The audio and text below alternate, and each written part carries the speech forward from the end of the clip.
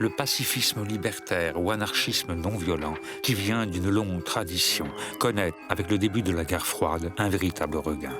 Héritiers de la Boétie, Shelley, Thoreau et Tolstoï, ces partisans veulent eux aussi impulsés directement par les libertaires, comme le Vietnam Day Committee, que fondera Jerry Rubin, ou le mouvement pour les objecteurs de conscience, animé en France par Louis Lecoing.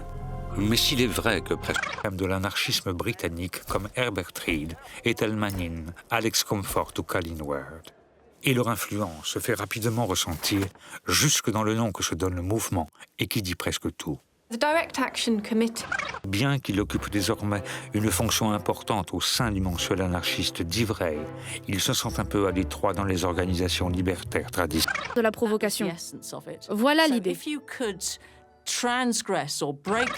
La provocation, dans les circonstances actuelles, est devenue notre seule arme. Par la provocation, nous pouvons démasquer l'autorité. Uniformes, bottes, képis, sabres, chiens policiers, gaz lacrymogènes. Il faut la forcer à utiliser contre nous tous ces moyens de répression. Leurs idées. Afin de lutter contre la domination automobile, par exemple, ils inventent le plan vélo blanc et mettent des bicyclettes gratuites et en libre accès dans les rues d'Amsterdam. Où des groupes se constituent à Rotterdam, La Haye ou Maastricht, mais aussi dans toute l'Europe, en Belgique, en Suisse, en Allemagne de l'Ouest, en Italie, au Royaume-Uni, à Paris, où une manifestation a lieu au cri d'anarchie et liberté. Et le péril blanc s'étend jusqu'aux États-Unis d'Amérique, où le Constitution Park de Berkeley est renommé Provo Park en hommage au révolutionnaire amstélo-damois.